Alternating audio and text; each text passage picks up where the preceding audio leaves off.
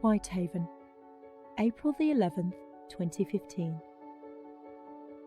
Will Bryan is preparing to cycle the width of Britain in just one day.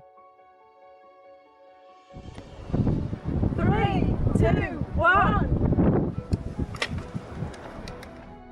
The grueling 123-mile ride, usually completed over a period of 4 to 5 days, will take him through the challenging climbs of the Lake District and the Pennines before reaching his destination of Sunderland. So why is he taking on such a difficult challenge? And why is this journey so close to his heart? I remember speaking at my grandmother's funeral. I'd written a speech and I went to the front to read it in front of everybody who had attended. Apparently it was quite good and I had a lot of praise for it, but I was too distracted to remember. The only thing on my mind at that point was knowing that this was the end, this was it. This was the last thing that I would be doing to celebrate the life of my grandmother. It was at that moment when I was at the front when I actually realised that I wanted to do something in memory. And it was quite fitting because my grandfather also suffered from cancer. He was such a lovely person, such a gentle character. He had no enemies, and for the entire time that I knew him, he didn't say a bad word about anybody. Towards the end of his life, he was looked after by Macmillan Cancer Support. They'd done an absolutely amazing job. They're not just there for the individual, they take the time to consider the impact that it's had on the family, and they're there to answer any questions that you might have. With the event being quite a big challenge, I did quite a bit to raise awareness of the event. I cycled for 10 hours in my local Morrison's supermarket, which was absolutely brilliant. I got some fantastic feedback and I got to meet some brilliant people. I cycled for 250 kilometres over 2 days in my local Sainsbury's supermarket, which is around 155 miles. It was great to get out in the community and speak to people who had also lost loved ones through cancer. But what was more significant was actually speaking to those who at that moment in time were suffering from cancer. And for people to come up to a stranger and be that open and give me that much time was tremendous.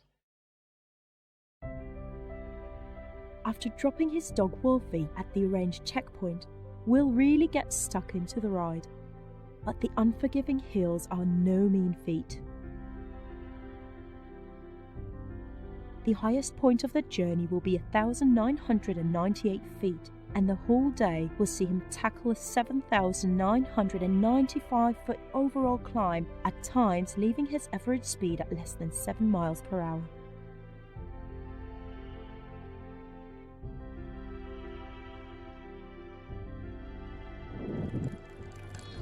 I've just entered the village of Coldbeck. I'm on my way to Heskett Newmarket, so I can have my first 10-15 minute break. I've covered a fair few miles, but it's not really the distance that's getting to me, it's these hills. Absolutely massive hills. You know, I feel like I've just climbed Everest about 3 times in the past 20 minutes. You can just guarantee that as soon as you descend in one, there's another 2 waiting for you to climb.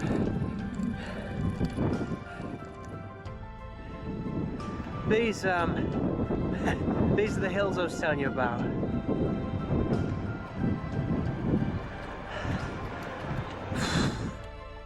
When I got to Hearthside Summit, I realised that I'd just cycled 1,900 feet uphill, and that was really difficult, but unfortunately it wasn't the highest hill that I had to climb. The bike itself is a Rally Pioneer 4. It's heavy, it's slow, it's my touring bike.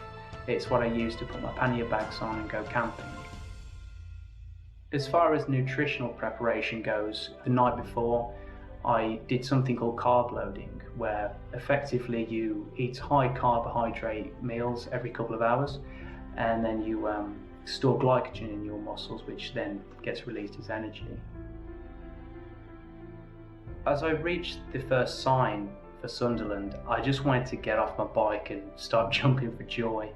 it really was such a relief, because at that point my legs were about to burst, and my back and my neck, my shoulders were aching so much. I really had just had enough at that point. There was a point in the ride where I didn't see a single person or vehicle for around 4 hours. It was just so surreal to go from one place where there's nobody, it's so calm, and then straight away you're thrown into this situation, this busy city with pubs and clubs, with children throwing beer bottles onto the floor, with this gang of women fighting, and with men shouting at you. So as I got to the front, that's when the ride ended, when I got to the sea, but unfortunately I didn't get my camera out because there was no way I was going to get any valuables out in front of a crowd like that. So I had to jump back on the bike to get out of that area and then film the ending scene. I remember just looking and looking, just hoping that I'd find something, because I was about to pass out at any point.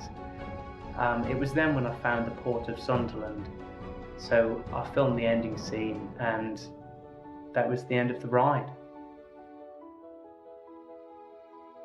The total time of the ride was around 16 hours. I'd only had about 2.5 hours sleep the night before, so I took advantage of the peaceful landscapes, and I had around about an hour's sleep. I spoke to quite a few locals about the charity challenge, and I had a few coffees.